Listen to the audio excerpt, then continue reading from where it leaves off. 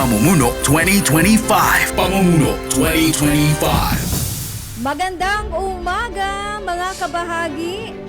Welcome po dito sa ating programang Pamumuno 2025. Muli po ay meron ho tayong makakakwentuhan. Isa na naman pong tumatakbo sa nalalapit na halalan. Ako po ang inyong lingkod, Met Sanding Minion. Ako po naman, ang inyong kabahagi sa Himpapawid, Ben Paipon, sa Pamumuno 2025. Ayan. Yes. Bet, nako, ang ganda nitong special guest natin ngayon. Correct, oo. Maraming issue, maiinit, sumasabay sa From Ilocos. panahon, Yan. Oo. From the Ilocos region. Oo. Napaklan nga Ilocano. Ayun, Tama-tama, pabatiin natin siya mamaya. Mamaya. No? Okay, sige. So, bago yan, mga kabahagi, inaanihan natin yung mga nakikipakinig lang, no? Sa kanilang mga katabi, kapitbahay. Live na live po kaming napapanood, sa ating mga provincial stations, DCTC Tarlac, DZLT Lucena, DWRN Naga, gayon din sa DWRL Legazpi, DZYM Mindoro, DWPR Dagupan, at sa DYRB Cebu. Of course, dyan din po sa Dumaguete, DYRM, DYRL Bacolod, DXOW Davao, DXGS General Santos, DXOC Osamis, at DXCO Cagayan de Oro. And aside from that, meron tayong social media account. Kanya ang panawagan po natin sa ating mga taga-subaybay at taga-panood, mag-like and share naman po kayo and follow. Yes. Oo. Alright. Okay, ipakilala na natin ang Ayan. ating special guest for today. Siya po, mga kabahagi, isang cum laude lang naman po ito Oo. Naman. Mahal wala. Graduated cum laude and valedictorian with a Bachelor of Laws degree from the University of Pangasinan. Naku, 1986, EDSA Revolution. Yes, sakto. And siya po ay may tangan-tangan na Masters in Business Administration from the University of the Philippines. Yan, Diliman, Quezon City. Lawyer po siya and formerly convener of the P. Duterte Constitutional Reformers. Yan. Ito po yung, kung tawagin po noon, CORE. Core, oo. Constitutional Reformers. Federalism po ang pakay nito nung araw Yan sinusulong in nila. 2016. And of course, he was appointed Presidential Advisor for Northern Luzon by Yes. President Rodrigo Roa Duterte. It looks like nakabahagi po ang ating special guest with former President Correct. Rodrigo Roa Duterte. Ito na po, mga kabahagi, ang ating special guest for today, Attorney Raul Lambino. Sir, magandang umaga po. Good morning. Magandang tanghali, Manong Ben at Met. At Yes. patiin ko na rin yung ating mga kababayan sa Ilocos Region at saka sa Region 2 and Cordillera na imbag nga aldaw kanyayo amin dita. Ayun. Ayun, Aldaw. Aldaw. Imbag nga aldaw kanyayo amin dita. Yes. At Kung siyempre af- yung aking mga kababayan din sa Pangasinan, Masanto, siya Ugto, Oo. dita ng Pangasinan. Tama-tama. At saka yung mga kaumpangan naman, Maya pa Ugto, Kekongan, mga kabalen. Linguist Ang pala daming, kayo. daming At alam. Oo. At saka sa Cebuano naman, kagagaling ko lang ng Dipolog Uy, sa sa Sambuanga del Norte. DYRB, yung mga Yeah. nakamonitor dyan. Ayan. Yeah. Ano Mayong ba? ugto, kaninong tanan. So, good morning to everyone. Lahat ng mga overseas Filipino workers na nanonood din ngayon ay good noon sa inyong lahat. Saan man po kayo naroon sa mundo. Tama, okay. Alright. So, eto, nako, maganda yung ating magiging talakayan. Maraming issue ang nakakabit, dito sa mga nalalapit na halalan, O, siguro tataben, ako na manguna. Okay? So, Ladies first. Okay, ladies first, kayo po ay identified na talagang sumusuporta, sa dating administrasyon with the ex-President Rodrigo Duterte. and together with of course, Vice President Sara Duterte. Pero hindi naging maganda ang kinalabasan ng unit team. 'Di ba, no? Nakita natin na nung panimula ay maganda ang samahan, no, ng dating pangulo ay ng kasalukuyang pangulo natin na administration, and with the VP Sara. Kayo rin ay kabilang dun sa nagkakampanya nito. Ano masasabi nyo ngayon na Nabuwag. biglang nag-collapse? Ganito, Met. Personally, kilala naman ako na hindi nang iiwan ng kaibigan. At syempre, lagi nating pinaunahan dyan kung ano lang yung katotohanan at yung national interest ng bansang Pilipinas. Yun pa rin ang nangunguna. So, ako ay identified ako sa dating Presidente Fidel Ramos. Doon ako nag-umpisa ng totoong politika sa Pilipinas. I was one of the founders of Lakas, Christian Muslim Democrats Party, as the youth leader that helped former President Fidel Ramos. Then, na-identify naman ako kay President Gloria Macapagal Arroyo at naging abogado niya ako for so many years. Until now, abogado pa rin ako ni PGMA at dinipinsan ko si JMA. Isa ako sa abogadong nagdepensa sa kanya noong 2010 to 2016 nung siya ay kinulong for a case of plunder based also on confidential funds. Yan. And then, pag-usapan natin yan mamaya. Yes. And then in 2014, kasama ko si former President Fidel Ramos at saka yung mga ibang mga military officers na retired, ay kinumbinsi natin si Tatay Digong, si Mayor Rodrigo Roa Duterte na tumakbong presidente ng Pilipinas. Although hindi niya kaagad sinabi na tatakbo siya, pero naramdaman namin na pwede. So, I have committed myself na talagang tutulong kay PRRD since 2014. At yun nga, tumakbo siyang presidente, tinulungan natin siya, at nanalo siyang presidente. And during the 2016 to 2016 elections, ang tinulungan ko personally for Vice President was BBM. So meron kami yung grupong Duterte Marcos na tinawag naming Alyansang Duterte Bongbong Aldab. At medyo galit sa amin ang grupo ni Senator Cayetano kasi bakit kami hindi sumusuporta sa kanya. Well, first, aminin ko na. Sabi nga ni Manong Ben, may saakgamin nga Ilocano nga pudpud no apo siyempre masapol may paninindigan. Masapol nga ilaban kumatadi kapadak nga Ilocano in 2016. And then unfortunately BBM did not make it. And itong 2022 elections siyempre cabinet member kami ni PRRD. Gusto sana namin na si PRRD meron siyang susuportang kandidatong presidente. At yan ay sinusulong namin si Senator Bongo. And in fact, kinukumbinsi namin siyang tumakbo siyang Vice President noong 2022. Pero talagang ayaw ni PRRD na tumakbo. And even Senator Bongo was not interested, adamant, reluctant at that. It's not because mababa yung kanyang survey or what, pero ayaw ni Senator Bongo in fairness to him. So diyan pumasok ngayon yung equation ng Inday Sara at BBM, nagtandem. I was not part of that so-called agreement ni BBM at saka ni Inday Sara. But when the tandem was already there, nandoon na So, siyempre si President Gloria Macapagal Arroyo, meron siyang alam doon sa unit team, formation of the unit team. At hindi ko nasasabihin yung mga alam niya na nalaman ko rin. So, following also President GMA, kasi malapit ako kay PGMA, sunod kami. Sunod kami ng BBM Sara Duterte in 2020. All out kami niyan.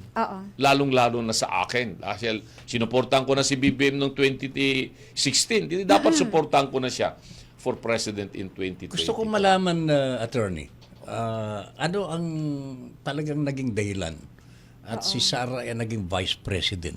Hindi ko at alam hindi yung... po siya naging presidente. Bigla na lamang nagkaroon ng pagpupulong sa bahay ni GMA, doon sa Cebu, doon sa Davao.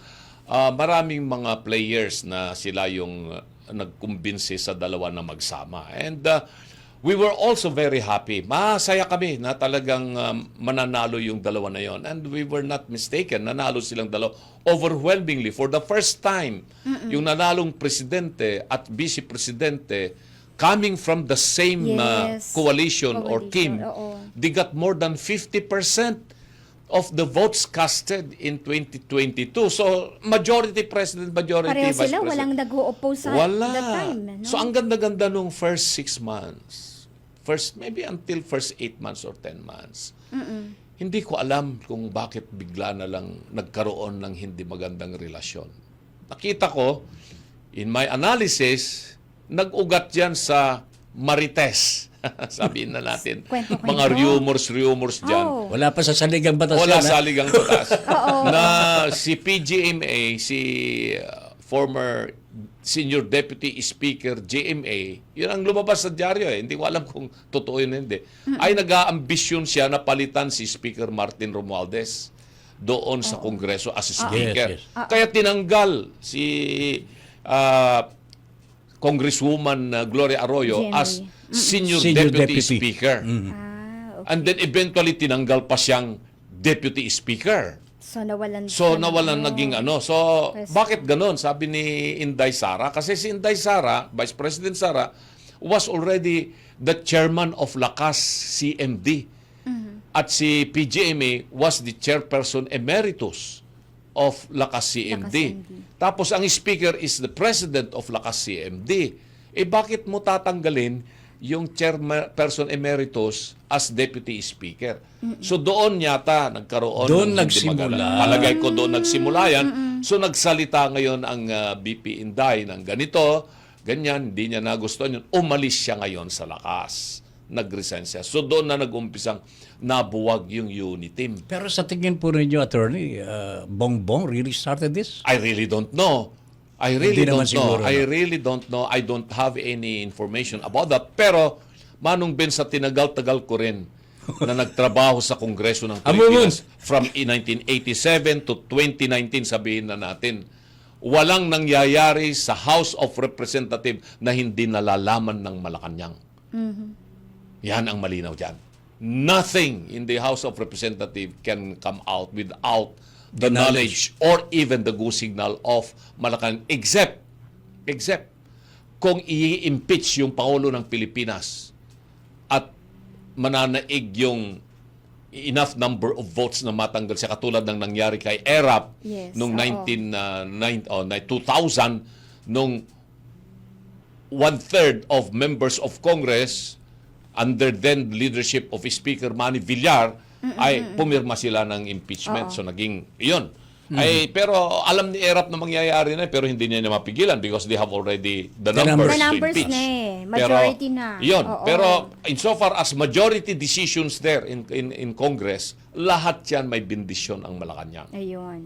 May That's a fact. bindisyon. Yan, that's a fact. That's a Yeah. fact. That's a Yes. fact. That's a reality under the present political setup in the Philippines. Unlike in the United States na talagang klaro, Republican ka, Democrats ka, talagang ganun ang division. Dito sa Pilipinas, walang partido dito. The party is only in name but in principles or what, wala yan.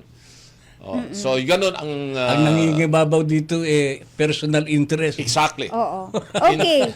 So, ngayon, attorney, since nababanggit nyo na yung impeachment, lipat naman tayo sa isa pang mainit na issue. Ito Yes. yung impeachment case, na kinaharap po ni VP Sara sa ngayon.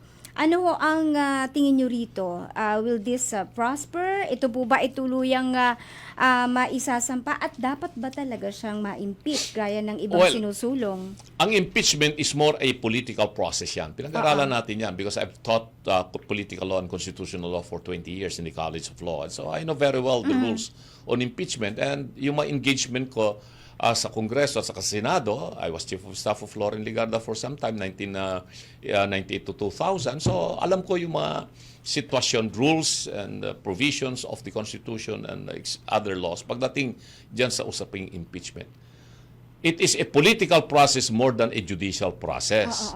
So, na-impeach na si Inday Sara. More than 215 congressmen signed the articles of impeachment transmitted to the Senate February 5. So, ang issue ngayon is matatanggal ba si Inday Yeah. Sara? Opo. Will she be convicted by the Senate? Eh ngayon, itong mga ibang senador, inaapuran nila, gusto nila magkaroon ng agad ng impeachment trial. What the rush? Sinasabi nila yung provision ng saligang batas under Article 11 na pag nagkaroon na ng na-transmit na ng articles of impeachment, then the Senate Kailangan shall na proceed to Yes. trial. Eh, dami ng debate dyan, pero yung salitang forthwith kasi, ang origin yan or is more Germanic origin yan.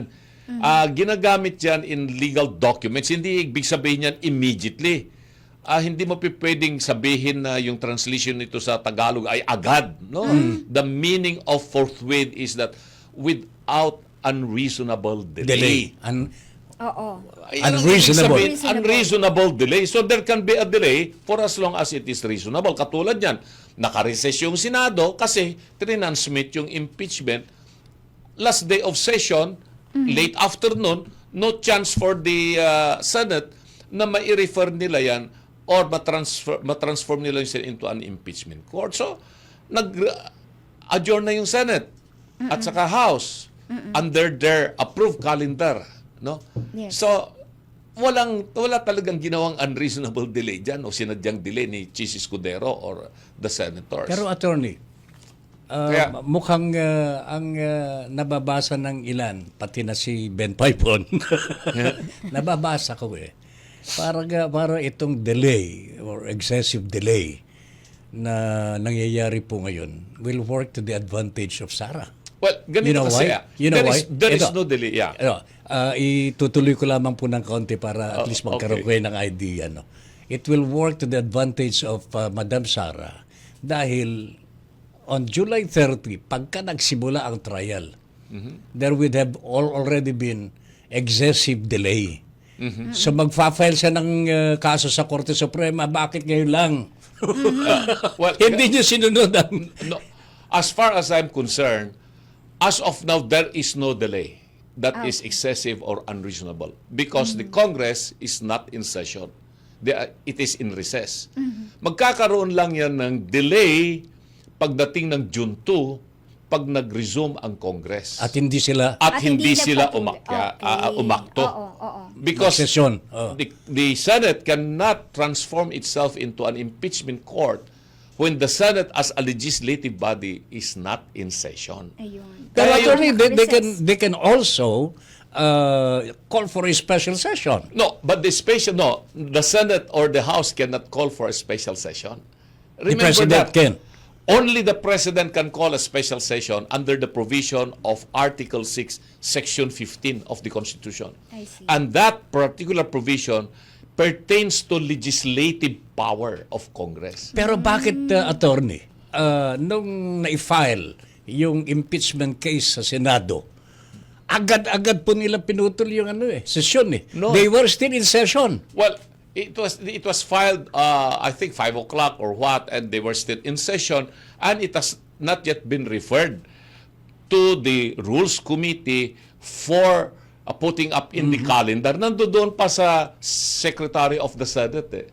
Ni-receive pa lang yung impeachment, yung transmitted articles of impeachment. I-refer pa yan sa Committee on Rules, the majority leader. Then the majority leader will put that in the business order of businesses. So, dadaan pa pala sa proseso. Siyempre, lahat yan para- dadaan sa proseso according to the rules of the Senate. So, Okay. hindi totoo yung sinasabi nila Na may delay. na may delay. Yun ang sinasabi ko na basahin nilang mabuti yung Constitution at saka intindihin nila ang espiritu ng Constitution, hindi lamang po yung letters of the Constitution. Alright. Okay, sige. Magbabalik po. Mukhang marami pang tanong si marami Tata pa Ben. tayo. Sige. Itatanong. Oo. Okay, sige. So magpo-pause lang tayo for a break at sa mga kabahagi natin. If you have questions sa ating guest for today, si Attorney Raul Lambino, i-message na po kami dito. Okay? So walang aalis, no? Babalik ka agad ang Pamumuno 2025. Pamumuno 2025. Pamumuno 2025. Okay, balik po tayo dito sa ating programang Pamumuno 2025.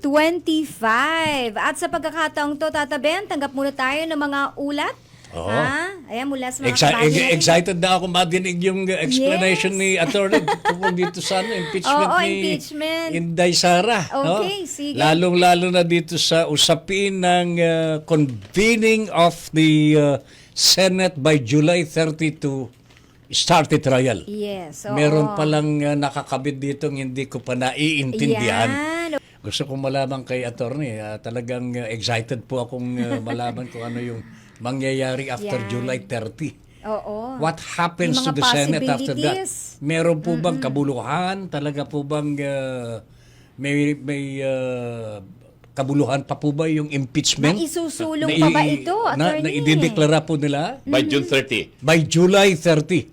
Ganito yan kasi, Manong Ben, ang Kongreso ng Pilipinas, this 19th Congress, mag-i-end ang term niyan on June 30.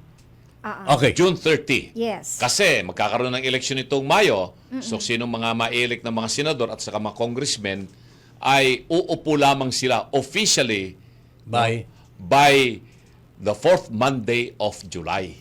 July 4. Monday Of July. Okay. Yes. Mag-uumpisa yung kanilang term of office June 30 noon time. Susumpa na sila ay congressmen na sila, qualified na sila as congressmen or senators. Pero hindi pa sila makakapag-umpisang magtrabaho. Okay. Kasi ang saligang batas sinasabi mag-umpisa lang magtrabaho yung Kongreso ng Pilipinas, yung bagong Kongreso ng Pilipinas, that will be the 20th Congress on the 4th Monday of July. Which is Which Sumuntahin is na. something like about July 22. I'm not sure of the exact date. at least 4th. 4th Monday, Monday. of July. Okay. Doon lamang po sila talaga susumpa. So, mag-i-elect sila ng kanilang officers. The Congress, House and the Senate can only be considered organized once the officers of the two houses are elected. Ayun, Meaning kung pagkumpleto sina-elect na. yung Senate President, Nanumpa na. nanumpa yung Senate President, nanumpa rin yung Speaker of the House. And usually that happens in the morning of July, 4th Monday of July. 4th Monday. Pag-elect yun, meron na tayong 20th Congress. I see. So, wala tayong Kongreso pagkatapos ng June 30 June 30 hanggang hanggang mahaba. 4th Monday of 4th July. Monday. 4 na linggo yan. Almost 1 Wala month. tayong Kongreso muna kasi hindi pa nga na-organize Pero yung Congress Kongreso. is not in recess. Well, it is in recess. It's still in recess. It's going to assume a session. Nasa Sine Day. Tinatawag Sine Day recess. Yes. Sino di Okay. Sine Day. So naka-recess ang Congress. Magiging ma-organize on the 4th Monday of July. So doon lang mag-uumpisa ang official business in Okay. Congress.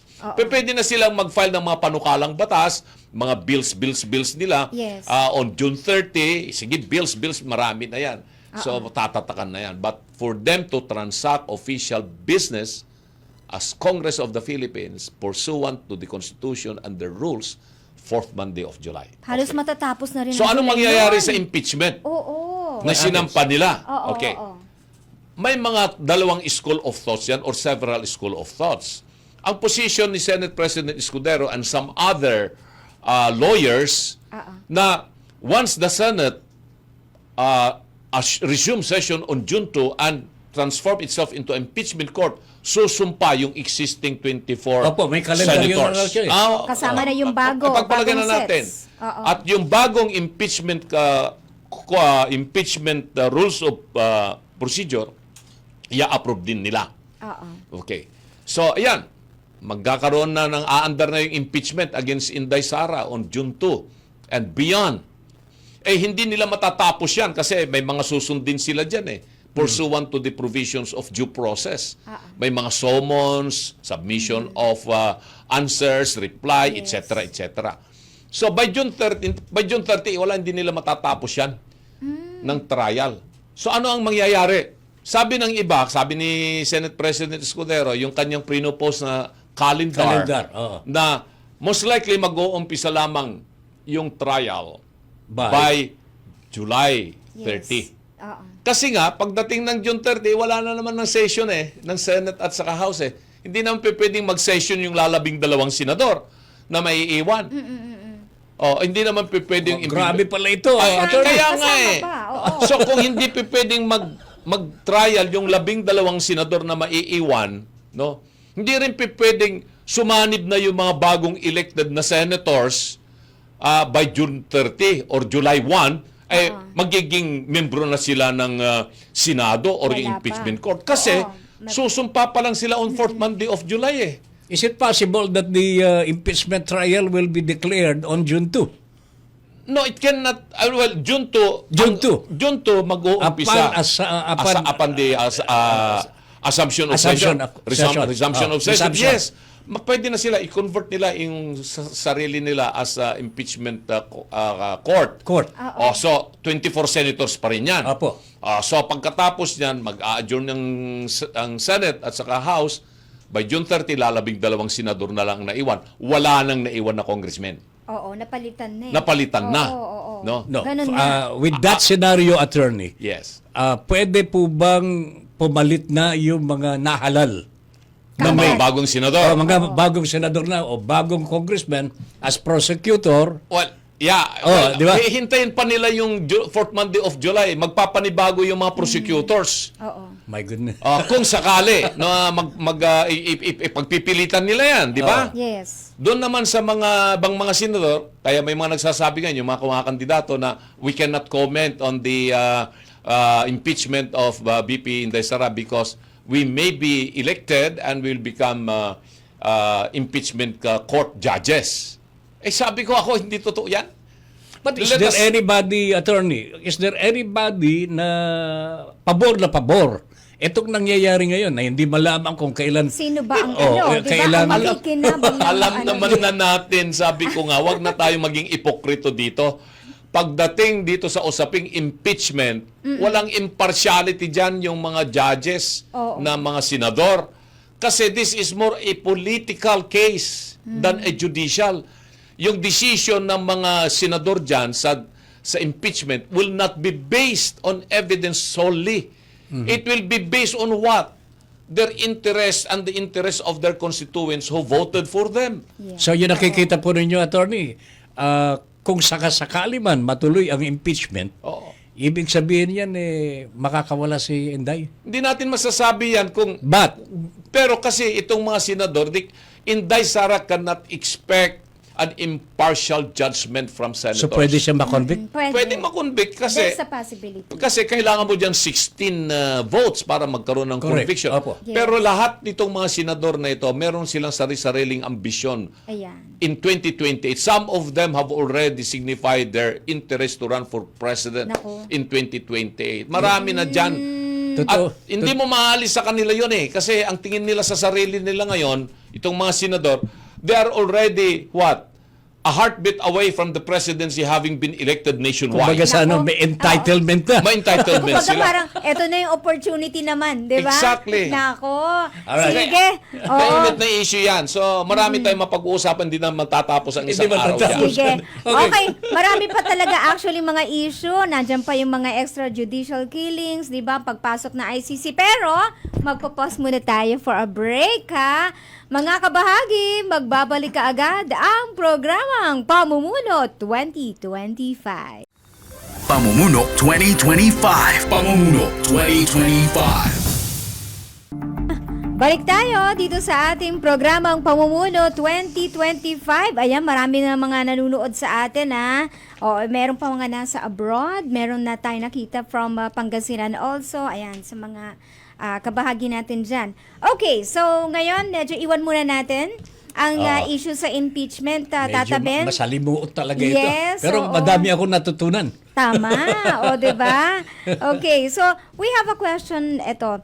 Being an expert also, dahil kayo ay alam naman na ng marami na kayo po ay nagpakadalubhasa sa international law, no? And also diplomacy. Ano po ang masasabi nyo dito sa issue ng West Philippine Sea? And Okay. ang pinaka-latest, 'di ba, na naririnig natin, ano, ito ay mga nagte-trending na videos sa social media na ang Palawan, ha, ay talagang pagmamay-ari daw ng China. Kalokohan yon. Ayun. Diba? Okay. Fake Sige. news yan. Aha. Gawa-gawa lang yan ng kung sinong gustong lituhin na naman ang mamamayang Pilipino. Never ever, in all records that I have seen, even records in China or wherever, na yung Palawan as an island was even claimed by China or any Never. other country. Never ever yan. Oo. Wala yan. May Si- gumawa lang dyan sa social media, pinalabas niya sa fake news na ganito, kliniklaim na rin nung China yung Palawan noon pa na pag-aari raw nila ito, Yeah. nung panahon pa ng mga emperor kung anong dynasty dyan. 13th, 14th dynasty. Wala yan, kalokohan yan, fake news yan, wala yan, no record whatsoever. I can tell you that. Kaya yung gumawa niyan, gusto lang nila talagang pasamain yung relasyon ng Pilipinas at ang China. Yeah. Alam na yan, misinformation, disinformation, gawa-gawa na naman yan ng mga grupo na gusto talagang magkaroon ng gera sa Pilipinas at saka sa China. Nako. Hindi po totoo yan. Nako. Pero Pero ito What yung about our nasanay sa claim? China. Ayan, what about our claim sa West Philippine Sea? no, our claim in West Philippine Sea ay talagang merong legal basis yan. Both the principles laid down in the UNCLOS, yung United Nations Convention on the Law of the Sea, Yeah. that was an agreement entered into by many countries, including the Philippines and even China, signed that agreement. No? And we ratified it, but that was sometimes in the early 1980s. So yan ang ating legal document na pinanghahawakan ngayon. That's an international law. And then secondly, nagkaroon na ng decision ang Permanent Court of Arbitration in 2016. That is also another principle of law recognized in international law na pwede nating gamitin para patatagin yung ating claim as a country that has sovereign rights. I-emphasize ko yung salitang sovereign rights because the West Philippine Sea is not considered as a territory of the Philippines. It is considered as exclusive economic Economic zone. Yes. At meron lamang po tayo doon na sovereign rights but not sovereignty. Kaya, yun ang sinasabi, ipaliwanag natin ito ng tama sa taong bayan. Kasi nalilito yung taong bayan, akala ng taong bayan, territory natin yung West Philippine Sea. May It is titulo not- tayo. It is not part of our territory, but it is part of our exclusive economic Economic zone. zone. Yes. Oo. So sinabi ng Permanent Court of Arbitration, kasi ang sa international law, walang West Philippine Sea. South China Sea ang ginagamit. South China Sea. Sabi naman ng Permanent Court of Arbitration, hindi rin pwedeng i-claim ng China yan as their territory. It cannot happen because in international law, you can only have a claim of territory pag yung area na yan can have human beings, living things can be sustained, mabubuhay. Yung mga yon, mga rocks features yan eh. Hindi naman yan lupa. Hindi ba mukhang Hindi mabubuhay ang tao dyan. Yeah. Kaya yung China, wala ka rin karapatan dyan na sabihin mong teritoryo mo yan. O, tapos Correct. ang problema ng China, ito paano ba, para maintindihan ng ating Apo. mamamayan, no? Ay kung hindi naman pala pwedeng i-claim ng China, pwede bang i-claim ng China yan as their exclusive economic zone? My position there is very clear. Following the UNCLOS, It has to be declared by UNCLOS. it's under the UNCLOS. Yun ang parameters eh. Yeah. It has to be within the 200 nautical miles from the Yes. lowest Sakto. water point. Wala sino kasi ang layo-layo doon sa Hainan or even the Correct. nearest particular territory ng China. Wala. Kaya dapat sabihin na natin. Kaya lang yung China pinagpipilitan niya na no, we cannot just be under UNCLOS because our claim is based on ancient documents. Nako. Yes. Oo, Na sa nauna, ganito mga una-unang papeles document, nila. etc., etc. Well, that is for their national interest. Siyempre, pag ikaw naman ang nasa China, ipagpipilitan mo na ganyan-ganyan yan. Kung hindi, matatanggal kang leader ng China. Yun. Correct. So, ganun din ang posisyon ng kanilang gobyerno. In the same breath na dito sa Pilipinas, ay dapat lang ipaglaban natin yan kasi karapatan natin yan. Pero itong sinasabi ko, ipaglaban natin yan na hindi tayo magkakaroon ng digmaan Hindi tayo magkakaroon ng gera kasi merong grupo Paano rito. kung ang China mag-umpisa? Hindi nga nila maumpisan niya ng basta-basta. They will not do that. Yes. Parehong talo lahat ang bansa pag nagkaroon ng gera. Naku, wag Kanya na- lang, not too siyempre, far. may kanya-kanyang mga style ng pag-assert nila ng kanilang claim. Yes. Ito nga yung Pilipinas, nasusulsulan ng mga malalakas na pwersa para bumili tayo ng maraming armas. Yeah. Alright. Nako, Iyan ang sige. malalim na issue. Oo. Diyan. Attorney, bago tayo maubusan ng Malaliman oras. talaga yan. Teka muna. Okay na kayo. Tata Ben. Okay. Okay. Ikaw na ang Okay. bumato ng ating ultimate Oo, question. kailangan Ayan. kausapin muna ninyo ang ating mga kababayan. Ayan, ang inyong panawagan. Alam po ninyo, magiging senador na po Opo. kayo eh. Itong May 12, 2025, maghahalalan na po ito. Well, Ba- alam ko naman po. Talk to the people. Yes. Ayan, Bakit kausapin po, niyo po siya. kayo ang iboboto ng taong bayan? Opo. Alam ko naman po na ako po ay hindi sikat.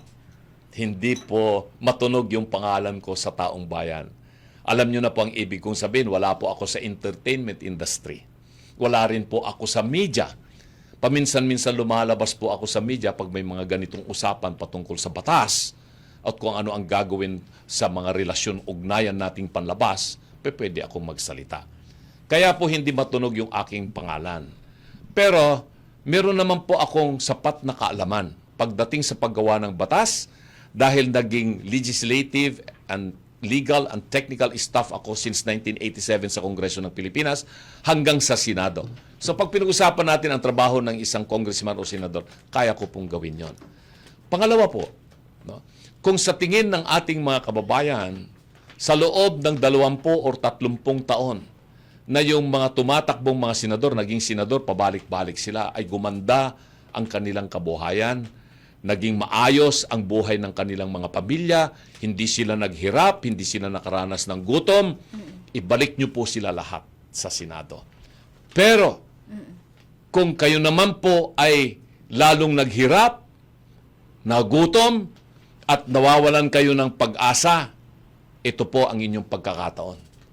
Iboto po ninyo yung bagong tulad po ni Attorney Raul Lambino, number 34 sa balota sa Senado. Yun lamang po ang panawagan ko. Kung sa tingin ninyo ay mayroon po akong maibibigay, hindi po ako mangangako sa inyo na kaya kong ibigay, matugunan ang inyong pangangailangan, bakit hindi po nyo subukan ang isang bagong kandidatong tulad ni Raul Lambino sa Senado? Yun lamang po. Alright. Okay. Maraming Sige. salamat, Attorney. Yes. Maraming nanonood po ngayon eh. Isa na dyan si Sammy Gabot. Ito, Idolo ko yan. Napakagaling na Sammy journalist Gabot yan. ito. Oo. Samuel. Sobrang galing yan. Alright. Yeah. Sabi po ni Sammy, kapag nanalo kang senador, mahati na sana ang lalawigan ng Pangasinan sa dalawa. Eastern at Western Pangasinan. How do you see that? Alam mo, hindi ako pabor sa mga ganong mga panukala katulad ng mga ginawa sa mga iba't ibang mga probinsya. Hinati-hati. Hinati-hati nila yung mga ibang probinsya. Okay pa na dagdagan natin ang legislative districts. Congressional districts kasi kinakailangan magkaroon ng mas malakas na boses ang mga Pangasinense dyan sa Kongreso ng Pilipinas. Pero yung hahatiin yung probinsya at gagawing dalawang probinsya, additional na gastos yan. Pahirap sa taong bayan yan. Kasi magpapasweldo ka na naman ng mga gobernador, mga vice governor, mga board members. Anong gagawin po nila? Naku. Oo. Doon po sa ibang bansa, pumunta ka sa Amerika or sa Canada or sa China. Pag sinabi mong isang probinsya, ang population po niyan ay nasa 50 million, 80 million isang probinsya yan. Dito sa malaki. Pilipinas, Malaki. ay yung mga probinsya natin dito, ang population, 2 million, 3 million, 5 million siguro, pinakamalaki, baka wala pa, probinsya na po yun. Yeah. Hindi po makakatulong sa Pilipinas yung paghahati-hati ng mga probinsya. Yeah. Kasi ang importante, kung boses ng taong bayan ang titingnan natin, pakishare na rin po, invite and share sa inyong mga kaibigan. At syempre, huwag niyong kalilimutan, Vote Straight, PDP laban, Team Sukat, Team Duterte, 34 Yan. Lambino sa Senado. At siyempre, Vote Straight, PDP laban. Yan. Okay. Okay. Approve it. Yan. Si Attorney Raul Lambino, Lambino. ang ating special guest for today sa ating pamumuno 2025. Attorney, thank you very much. Salamat Manong Ben, ragsakak nga nakaumay dito itata. Thank you, Met, at sana'y maulit pa ito at marami pa tayong pag-uusapan na mahalagang Malay mga ninyo. issue. Oo, Malay ninyo. di ba? Yung aking programa nga pala sa gobyerno, tinanong ako, ano bang programa mo? Simple lamang. Kung marunong ka ng abakada, marunong ka ng alphabet, ando doon yung programa ko. A, E, I, O, U. Agrikultura, edukasyon, infrastructure, investment, OFW welfare, at saka ugnayang panlabas lalong-lalo na po dito sa Asian region. Yan. Kakaiba. Yun Okay. ang wala sa iba. Kaya ikaw Ugnayang lang panlabas. meron yun. Oo, yung aking National programa. Ugnayang panlabas. Relations. Yes. Importante po yan Very, kasi. very important po yun. Oo nga. Napakahalaga. Yan kasi ang expertise niya, no? Diplomacy. Alright. Diba, no, attorney? Yes, Okay. medyo meron tayong konting nalalaman dyan. Okay. Maraming salamat Okay. po, Attorney. Ha? Thank Thank you you very very much. much And po. we wish you all the best. Thank At sana you. po, Thank magbilang you. anghel na po ang mga, Yeah. mga Daghang supporters. salamat. At yung mga kapatid nating mga Muslim, batiin ko po kayo. Mubarak Ramadan. Pamumuno 2025. Pamumuno 2025.